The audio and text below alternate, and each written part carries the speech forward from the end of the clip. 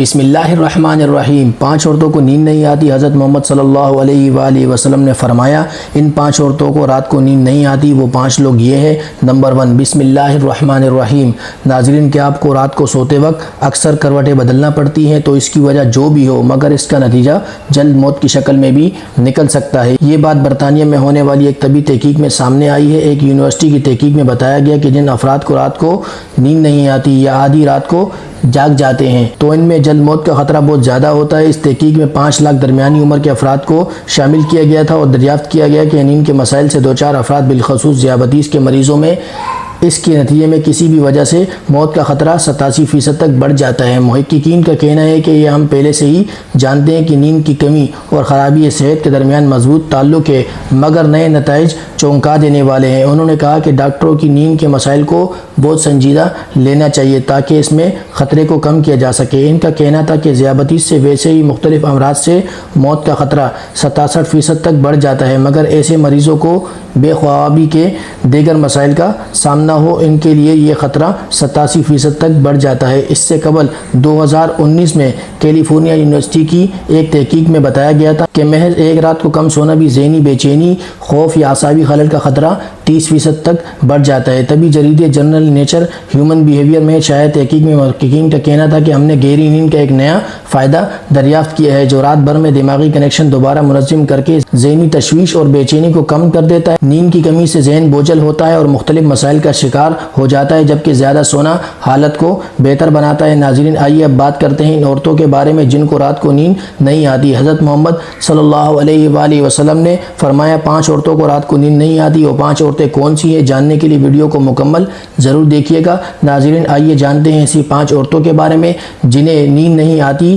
Number 1، ایک جو کسی کے قتل کا ارادہ کرتی ہو۔ قرآن پاک میں ارشاد ہے، اور جو شخص کسی مسلمان کو جان بوجھ کر قتل کرے تو اس کی سزا جہنم ہے، جس میں وہ ہمیشہ رہے گا اور اللہ اس پر غضب نازل کرے گا اور لعنت بھیجے گا، اور اللہ نے اس کے لیے بڑا عذاب تیار کر رکھا ہے۔ اسی وجہ سے ہم نے بنی اسرائیل کو یہ پیغام لکھ دیا تھا کہ جو کوئی کسی کو قتل کرے، جبکہ یہ قتل نہ کسی اور جان کا بدلہ لینے کے لیے ہو اور نہ کسی کے زمین میں فساد پھیلانے کی وجہ سے ہو، تو یہ ایسا ہے جیسے اس نے تمام انسانوں کو قتل کر دیا، اور جو شخص کسی کی جان بچا لے تو یہ ایسا ہے جیسے اس نے تمام انسانوں کی جان بچا لی۔ مطلب یہ کہ ایک شخص کے خلاف قتل کا جرم پوری انسانیت کے خلاف جرم ہے، کیونکہ کوئی شخص قتل ناحق کا ارتکاب اسی وقت کرتا ہے جبکہ اس کے دل سے انسان کی حرمت کا احساس مٹ جائے۔ ایسی صورت میں اگر اس کے مفاد یا سرشت کا تقاضا ہوگا تو وہ کسی اور کو بھی قتل کرنے سے دریغ نہیں کرے گا، اور اسی طرح پوری انسانیت اس کی مجرمانہ ذہنیت کی زد میں رہے گی۔ نیز جب اس ذہنیت کا چلن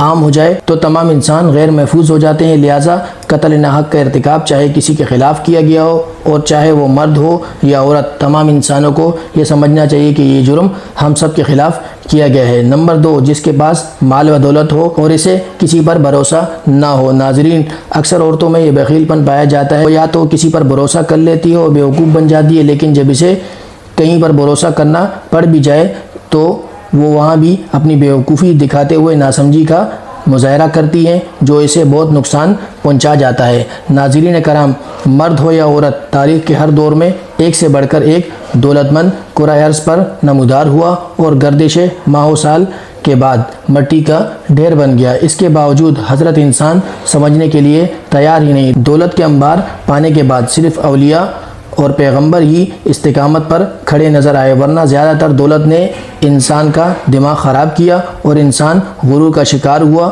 اور پھر یہی وہ مقام ہے جہاں پر اس کائنات کا اکلوتا وارث خالق کائنات حرکت میں آتا ہے، اور پھر وہ دراز رسی کو کھینچ کر انسان کو نشان عبرت بنا دیتا ہے۔ اس کی سب سے حیرت انگیز مثال قارون کی ہے، جس کے خزانوں کی شہرت ضرب المثل بن چکی ہے۔ نمبر 3، وہ جس نے لوگوں سے بہت سی جھوٹی باتیں کہی ہوں اور لوگوں پر جھوٹے الزام لگائے ہوں۔ ناظرین، یہ ہر عورت کی فطرت ہے، وہ جب باتیں کرنا شروع ہو جاتی ہے تو دنیا کی کوئی طاقت اسے روک نہیں سکتی، اور یہی اس کی حماقت اسے لے ڈوبتی ہے۔ عورت جب باتیں کرنا شروع کرتی ہے تو وہ بہت زیادہ جذباتی ہو جاتی ہے، پھر اسے جھوٹ سچ کا بھی خیال نہیں رہتا، اور پھر یہی چیز اس کی رات کی نیندیں حرام کر دیتی ہے۔ حدیث شریف میں ہے کہ جھوٹے گواہ کے قدم ہٹنے بھی نہ پائیں گے کہ اللہ تعالیٰ اس کے لیے جہنم واجب کر دے گا۔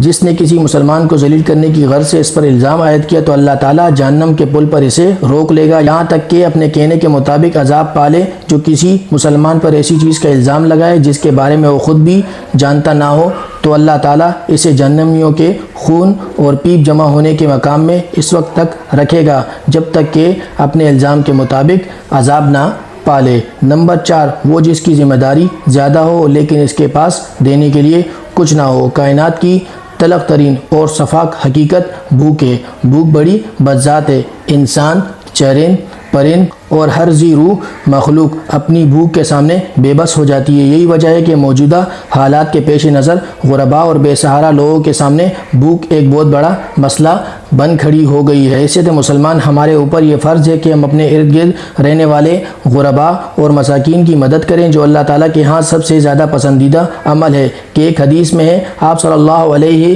وآلہ وسلم نے فرمایا یہ افضل عمل ہے کہ تم اپنے مومن بھائی کو خوشی پہنچاؤ یا اس کا قرض ادا کرو یا اسے کھانا کھلاؤ۔ صاحب استقامت پر واجب ہے کہ وہ مستحقین کی مقدور مدد کرے۔ نمبر 5، جو کسی کے عشق میں مبتلا ہو جائے اور جدائی سے ڈرتا ہو۔ کسی اپنے کی جدائی بھی آسان نہیں ہوتی۔ اس جدائی کا احساس آپ کی دنیا کو برباد کر سکتا ہے اور ڈپریشن کو بھڑکا سکتا ہے، وجہ چاہے کچھ بھی ہو۔ کچھ لوگ محبت کرنے والوں کی جدائی کو جلد ہی قبول کر لیتے ہیں اور آگے بڑھتے ہیں لیکن کچھ کو ڈپریشن کا سامنا کرنا پڑتا ہے۔ اللہ پاک ہم سب کی پریشانیوں کو دور فرمائے، ہمیں پرسکون صحت مند زندگی عطا فرمائے اور ہمیں ہر جان لیوا بیماری سے محفوظ رکھے۔